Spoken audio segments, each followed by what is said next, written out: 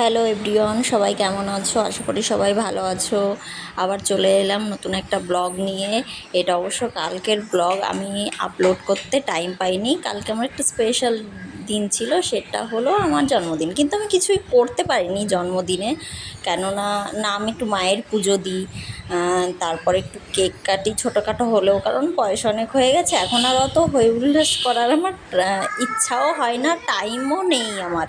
আগের ব্লগে তো দেখেছো আমাদের বাড়িতে একটা পুচকু হয়েছে, 21 দিন না হলে আমরা কিছুই করতে পারবো না, তাই কোনো কিছুই করিনি। শুধু একটু বাইরে গিয়ে ব্যাস একটু খাওয়া দাওয়া করেছি, ওই বিরিয়ানি মোমো ব্যাস এইগুলোই, তাছাড়া আদার্স কিছুই করিনি।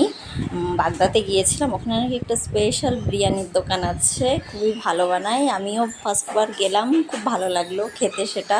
মা প্রত্যেক বছর পায়েস করে আর বোন কেক নিয়ে আমাদের বাড়িতে আসে, কিন্তু এবছর মা পায়েস করেছে। মা বলছিল যে আমি পায়েস করেছি কিন্তু তোর জন্য আমি পাঠাতে পারলাম না, আর একটু গরমও ছিল প্রচণ্ড, আমি বোনকে আসতেও বলিনি।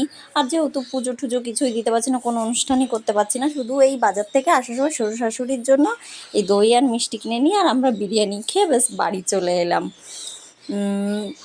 আর কি বলবো, ঠিক আছে, আবার কালকে একটা নতুন ব্লগ নিয়ে আসবো। তো এখন টাটা, বাই বাই।